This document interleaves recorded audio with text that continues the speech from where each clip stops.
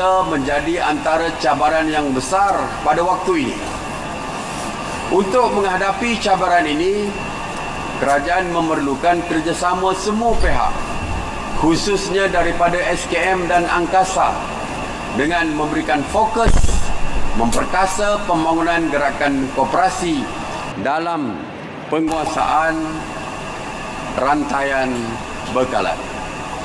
Usaha bersepadu ini boleh dilakukan oleh SKM dan angkasa melalui pembabitan koperasi-koperasi dalam industri pemborongan dan peruncitan. Dengan bilangan koperasi yang besar serta kekuatan lebih 20% populasi negara, gerakan koperasi secara kolektif mempunyai kuasa mempengaruhi kos sara hidup keluarga Malaysia yang dengan lebih berkesan. Gerakan koperasi perlu diperkukuh di setiap peringkat rantaian bekalan, termasuk pemasaran barangan pada harga yang kompetitif. Model perniagaan koperasi itu sendiri sebenarnya dilahirkan bagi memendekkan rantaian bekalan dengan mengurangkan peranan dan penglibatan orang tengah, sekaligus berupaya menstabilkan harga barangan keperluan di pasaran.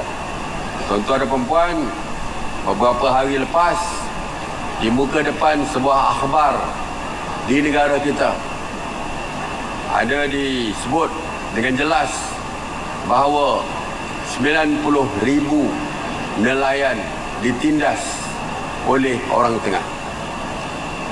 Harga ikan yang kita beli di pasaran, terutamanya ikan kembung sebagai contoh, kita beli dengan harga RM16, tetapi nelayan hanya menjual dengan harga RM5 atau RM6, kerana keuntungannya adalah dikawat oleh orang tengah. Saya pernah berkata dulu, orang tengah di dalam hal yang membabitkan tangkapan ikan, seluar pun tak basah di air laut, tapi mereka lah yang mengawut keuntungan yang lebih. Ini adalah cerita lama yang tidak pernah selesai sampailah hari ini. Dan koperasi boleh memainkan peranan. Koperasi mempunyai jumlah ahli yang ramai, dan koperasi juga mempunyai jumlah koperasi yang besar, dan penglibatan koperasi di dalam pelbagai bidang, termasuk di dalam bidang peruncitan, pemborongan dan sebagainya. 2 minggu lepas saya memanggil angkasa dan juga memanggil nafas untuk berbincang soal ini, supaya koperasi dan nafas menguasai setiap rantaian bekalan. Kalau ayam misalnya, menguasai rantaian sejak daripada mula. Anak ayam, jangan pera ayam, anak ayam dikuasai oleh pihak lain. Akhirnya anak ayam harga mahal diberi kepada kita. Saya nak maklumkan, waktu saya Kementerian Pertanian baru saya belajar dulu. Ini Tan Sri Noh, Menteri Pertanian dulu. Saya pun tak boleh nak goreng dia pasal pertanian ni. Dia pun tahu lebih daripada saya. Waktu Kementerian Pertanian, anak ayam ni sebenarnya ada 2 jenis. Satu, anak ayam makan tak banyak tapi cepat gemuk. Pasal ayam ni boleh dijual, mesti dijual selepas 35 hari maksimum. Dia jual kepada kita, anak ayam makan banyak tak gemuk-gemuk. Akhirnya kita berbelanja lebih untuk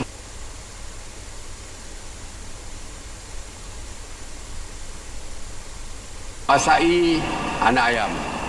Lepas itu kuasai makanan ayam. Saya beritahu angkasa dan nafas perlu memiliki kilang pengeluaran makanan ayam sendiri. Tak payah. Kalau tidak kita terpaksa beli makanan ayam daripada tempat lain walaupun kita pera ayam. Lepas itu dari segi pengangkutan perlu kita ada logistik kita sendiri, dan dari segi pemasaran, peruncitan dan sebagainya perlu ada.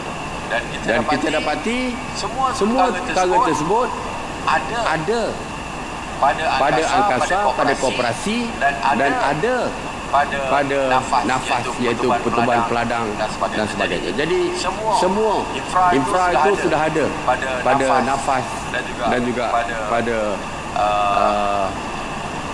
angkasa. Jadi bermakna boleh kita lakukan bagi mengurangkan peranan orang tengah ini. Kerana harga hari ini ditentukan oleh orang tengah. Bekalan hari ini ditentukan oleh orang tengah. Justru itu sudah tiba masanya kepada seluruh gerakan koperasi angkasa melalui angkasa untuk memulakan semula gerakan yang telah pun saya perkenalkan, yang telah saya perjuangkan sewaktu saya jadi Menteri Pertanian, iaitu jihad memerangi orang tengah. Saya harap kali ini dapat kita sambung semula dan angkasa boleh memainkan peranan yang lebih signifikan di dalam memperkasakan agenda security makanan negara. Tuan-tuan, puan-puan, keluarga Malaysia yang saya kasih sekalian, berdasarkan laporan World Comparative Monitor 2021, terdapat kira-kira 300 koperasi terbesar dunia dengan pendapatan sebanyak 8.8 triliun ringgit pada tahun 2019. Kebanyakan koperasi ini terlibat dalam sektor pertanian dan makanan, pemborongan dan pencitraan serta insurans. Mengambil contoh di Jepun, Japanese Consumer Cooperative Union ataupun JCCU merupakan gabungan 572 koperasi pengguna dan dianggotai oleh 22 juta orang. JCCU telah mencatat perolehan ataupun business turnover bernilai 0.12 triliun ringgit pada tahun 2021. Gabungan koperasi ini bukan sekadar menguasai segmen pasaran dengan membekalkan barangan keperluan harian, tetapi mampu menawarkan persekitaran yang lestari kepada komuniti setempat.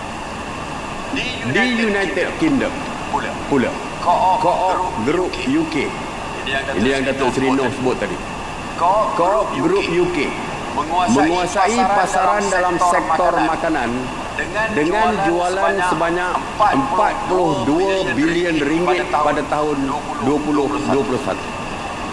Jumlah jualan koperasi ini mencatat peningkatan sebanyak 922 juta ringgit berbanding sebelum dunia dilanda pandemik. Ini jelas membuktikan gerakan koperasi boleh memainkan peranan utama dalam menggerakkan ekonomi dan membantu negara menghadapi cabaran kos sara hidup. Saya juga yakin gerakan koperasi boleh menjadi penyumbang utama kepada pertumbuhan ekonomi negara dengan penglibatan yang lebih ramai keluarga Malaysia. Tuan-tuan, puan-puan, keluarga Malaysia yang saya kasih sekalian, pada masa ini KUSKOP melalui SKM sedang menjenamakan semula kedai-kedai koperasi di seluruh negara secara berperingkat di bawah satu jenama, iaitu Co-op Mart, bagi menyeragamkan model perniagaan mereka. Saya harap jenama Co-op COOP itu dijadikan jenama standard untuk yang digunakan oleh semua koperasi.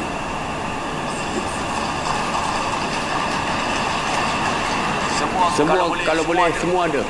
Di premis perniagaan ada tulis Co-op. Itu membezakan antara kedai koperasi dengan kedai-kedai yang lain. Kalau lihat kedai franchise Kedai franchise ada cop dia, ada brand dia. Franchise. My franchise kalau tak silap saya. Franchise Now sekarang ini co-op. Kedai koperasi, orang tak tahu pun kedai itu kedai koperasi. Dengan penyamaran semula co-op, setiap premis perniagaan ada brand dia co-op. Bukan saja di premis perniagaan. Kalau untuk akan datang ini, kalau boleh saya mahu setiap produk yang dikeluarkan pun perlu bawa nama co-op tadi. Sebagai contoh kerepek ubi contoh. Di plastik itu ada juga tulis co-op. Ini menunjukkan produk itu adalah produk koperasi. Saya tahu mungkin contoh kata semua paket-paket tu dah pun ditempah dah dulu lagi. Tak apa. Seperti kata Tan Sri Noh tadi, ianya akan memerlukan masa perubahan secara berperingkat. Mungkin tempahan paket yang baru bolehlah dimasukkan perkataan co-op tadi. Kita nak satu hari nanti apabila orang makan makanan yang sedap-sedap atau co-op. Ini iklan untuk koperasi, produk-produk koperasi itu. Kerajaan juga turut bersetuju agar bantuan tabung agro makanan sebanyak 500 juta yang dikawal selia oleh Bank Negara Malaysia diperluaskan kepada koperasi yang terlibat di dalam sektor ini, iaitu agro makanan. Untuk itu hari ini saya ingin mengumumkan beberapa perkara. Yang pertama, peruntukan sebanyak 100 juta ringgit di bawah tabung agro makanan akan diletakkan di bawah SKM bagi membantu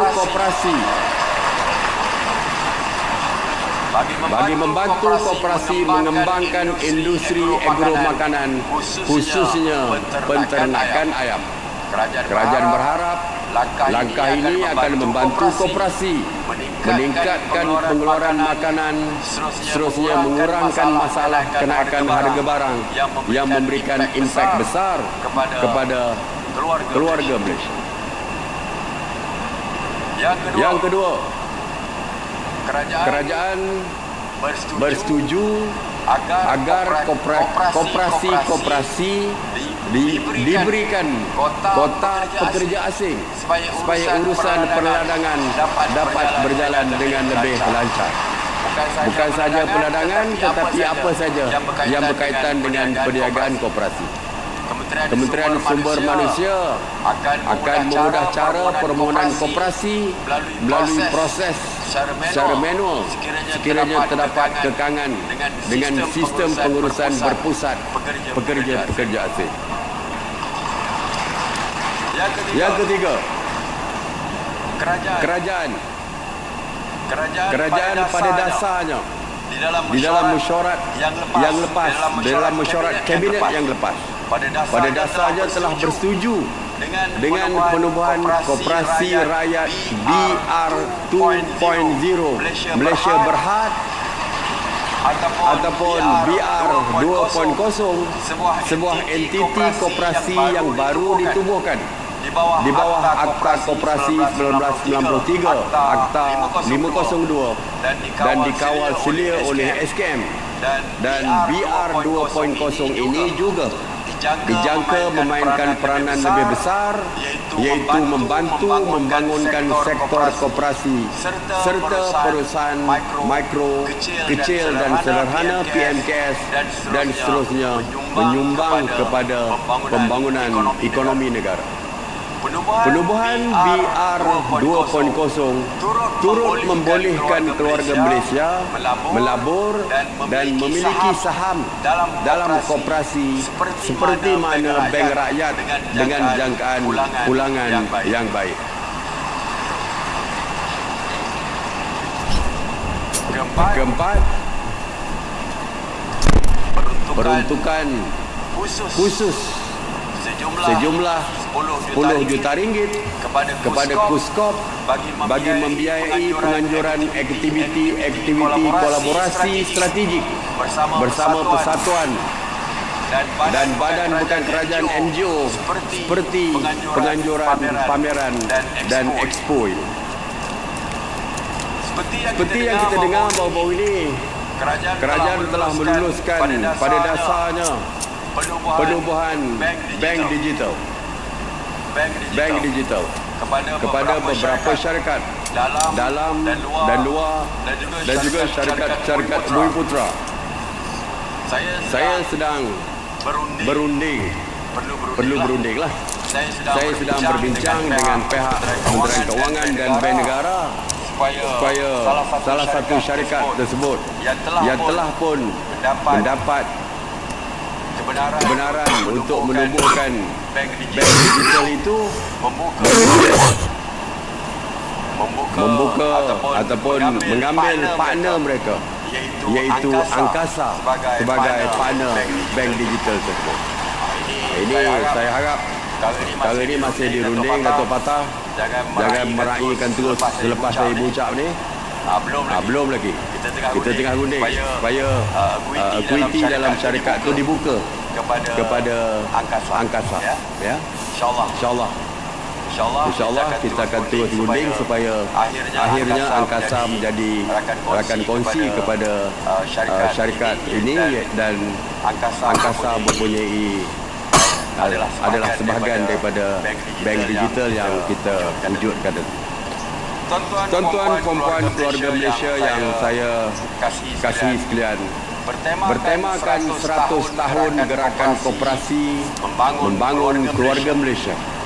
Kerajaan amat menghargai usaha yang dilakukan oleh gerakan koperasi dalam meningkatkan sosioekonomi rakyat dan menyumbang kepada pertumbuhan ekonomi negara. Saya berharap dan mendoakan agar gerakan koperasi terus bergerak secara bersepadu supaya ia lebih berdaya saing, berjaya dan terus berkembang pesat. Dengan kata-kata dan doa tersebut, saya dengan lafaz Bismillahirrahmanirrahim merasmikan Majlis Sambutan Bulan Koperasi Kebangsaan 2022. Terima kasih. Wabillahi taufiq wal hidayah. Wassalamualaikum warahmatullahi wabarakatuh. Majlis mengucapkan ribuan terima kasih kepada Yang Amat Berhormat Datuk Seri Ismail Sabri bin Yaakob. Mohon Yang Amat Berhormat kekal berada di atas pentas ketika. Baik, itu tadi ucapan perasmian oleh Perdana Menteri Yang Amat Berhormat Datuk Seri Ismail Sabri bin Yaakob, dan kini kita akan saksikan acara kemuncak gimmick bagi